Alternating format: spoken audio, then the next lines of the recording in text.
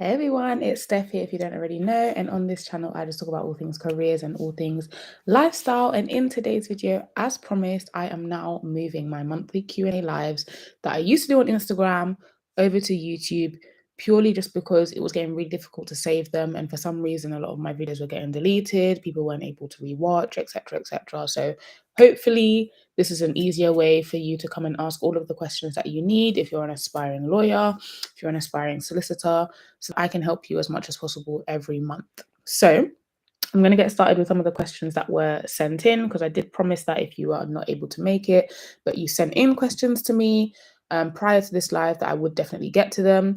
If as you're listening to this live or as you're listening to my responses, you have any questions, please do feel free to type them in the chat. This is just going to be a quick 30-minute live or up to 30-minute live. And feel free to just ask any questions that you want to get answered.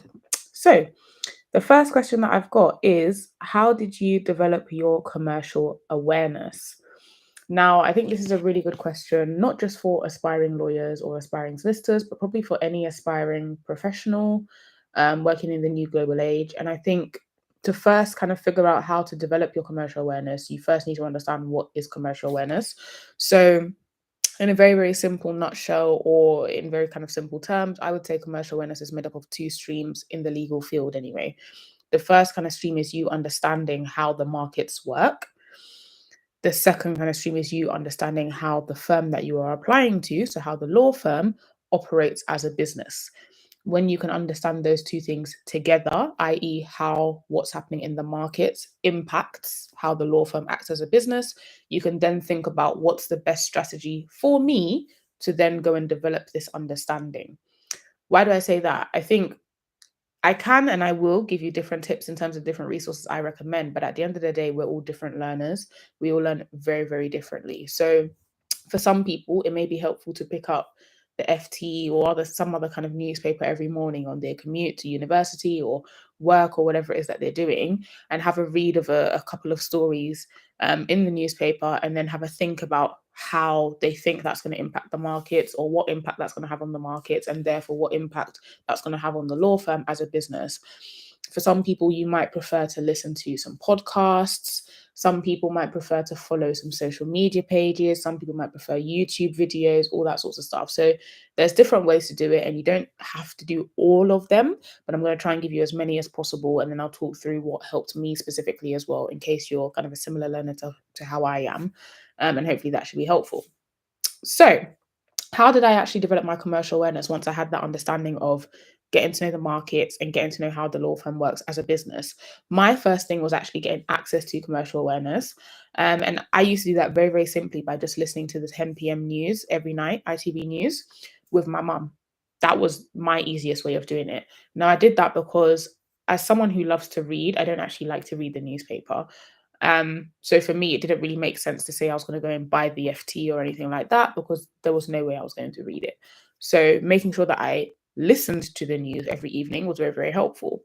Then the second thing that I did was I started to use what we call Pestle. So Pestle is a form of analysis, which stands for political, economical, sociological, legal, technological, and environmental.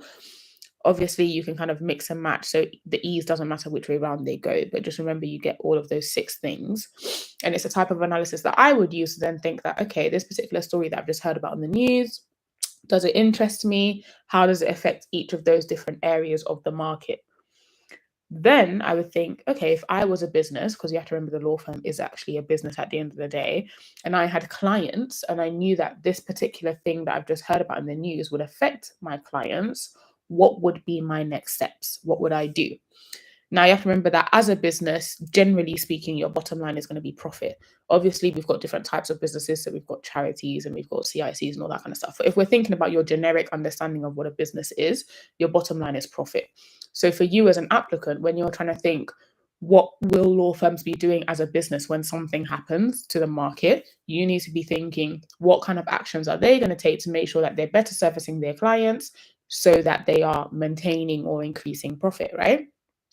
So that could be things like, if it's a developing area, maybe they're going to try and keep abreast of that area. So they're going to be following whatever the new updates are so that they can be keeping their clients updated in a digestible format that suits their clients. Maybe it could be kind of getting ahead of the curve by participating in new deals in a particular area, again, so that they can show clients that maybe they want to kind of pitch to, or show clients that, have expressed an interest in a particular type of deal, that they actually are knowledgeable in that type of deal and they know how to do it.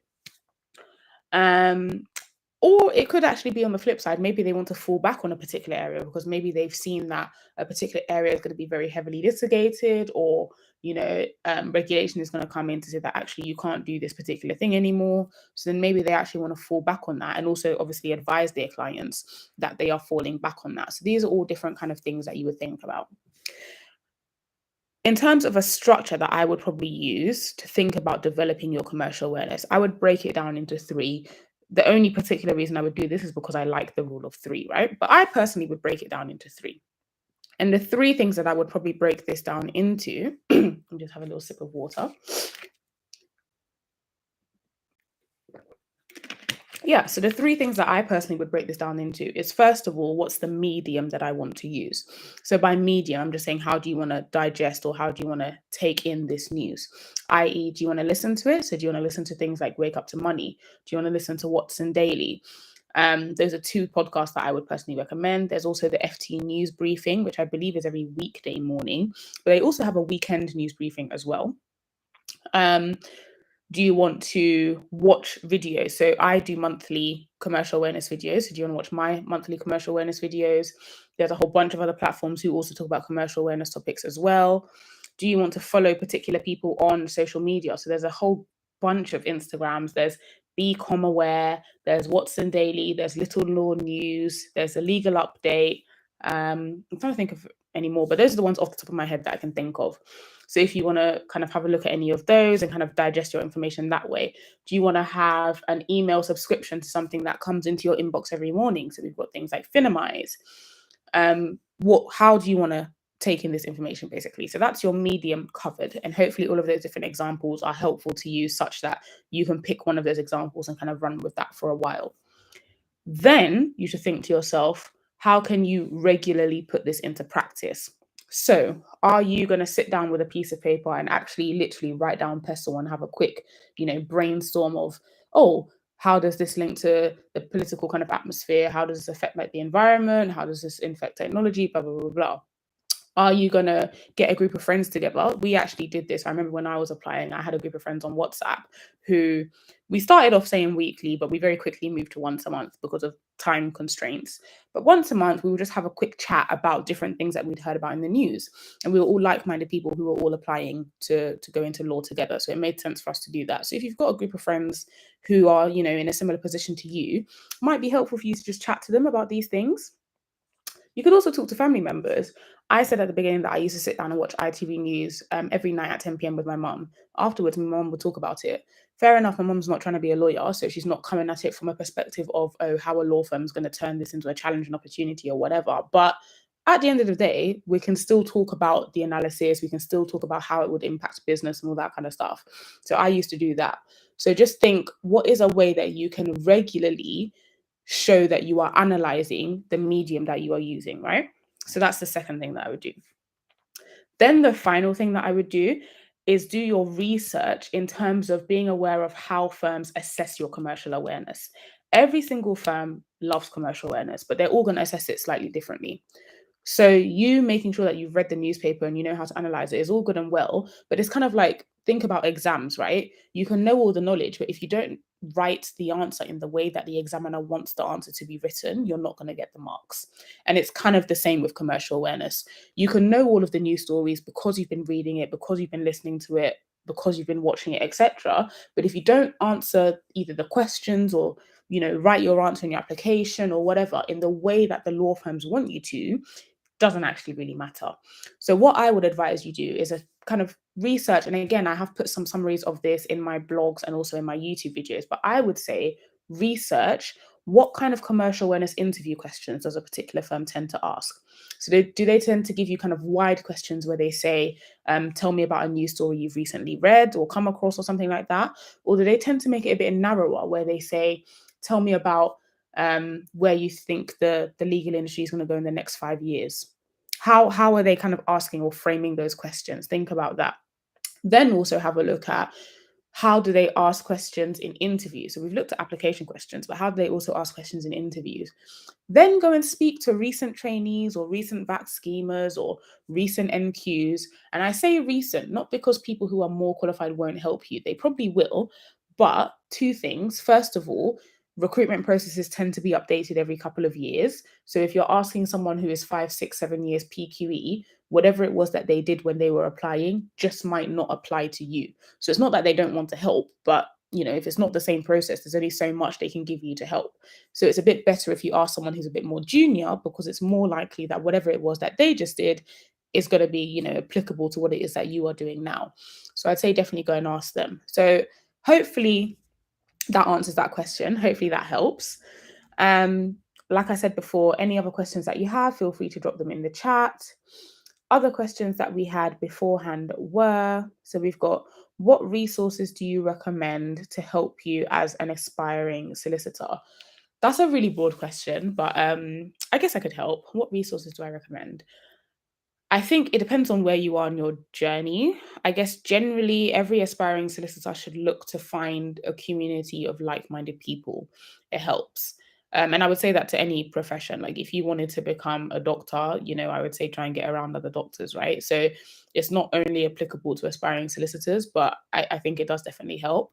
In this day and age, we're quite fortunate that because of the internet, you don't even necessarily have to go out and like spend money trying to join a particular mentorship group or anything like that. You can literally just follow people on Instagram or LinkedIn or etc. etc. So I'd say that's probably your first resource, quote unquote. I know it's not a specific thing, but I think it is quite a helpful thing to do. Try and get in the right communities. I think the second resource I would say, so I have a free resource that's available in my mailing list. That resource basically takes you through like literally from the beginning of your application stage where you're kind of doing research all the way up into like different interview question examples, different application question examples, etc., etc. So that could be quite helpful. And I know a couple of other people have done similar things as well. I know Simranjeet Kaur, she's done it. I know Law with Sophie, I know she's done it. I know Meg from It's All Hearsay, she's done it. So there's quite a few platforms where there are similar kind of free resources for you that you can have a look at. I think Shannon Tong has done one as well. So definitely check all of those different pages out and see which one is helpful for you in terms of a different kind of platform or a different style or whatever, or maybe all of them are helpful to you. That's also fine. So I'd say definitely have a look at those kind of resources as well. Then I think this is where you kind of split up depending on which types of firms you're applying to. But if you're applying to like a Watson Glazer firm, for example, then you're probably going to want to get some Watson Glazer support.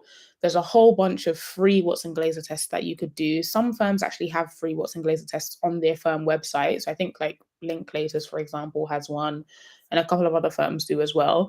But then there's also just like certain websites that you can go to get free access to these tests. And again, this is available in my free kind of pack that I have on my mailing list. So if you wanted to have a look at those links, definitely do that. If you're going to a firm that does like video interviews, for example, then you're probably going to need a bit more video interview support. So then again, all of the people I mentioned before in terms of the legal Instagram pages, they all have a lot of really great tips and advice that I would say you could use there. But I would also say in terms of a resource, probably for something like that, there isn't so much a resource as much as you just need to kind of practice. Like there's certain things that you just need to kind of do by yourself. There isn't really going to be a resource for it. The third kind of resource that I'd say you should probably try and get to, and also is actually really underused, is your career service. And this is regardless of whether you're in education or not. If you attended university, and also I believe your sixth form as well, they have a duty to still help you with your career's advice even after you've left that institution. So let's say, for example, like you graduated 2, 3 years ago and you're like working in some other industry, but you're still trying to apply to get like a legal role. You can go back to your university and say, I don't have a job yet. I'm looking at these roles. I need some support with XYZ. I need you to review my CV, blah, blah, blah, blah. You can definitely do stuff like that. And a lot of people don't. I don't know whether it's because they don't know they can do that or because they just think it's difficult. I'm not sure. But like it can be as simple as a simple email. And that is definitely an underutilized resource that you should probably get on.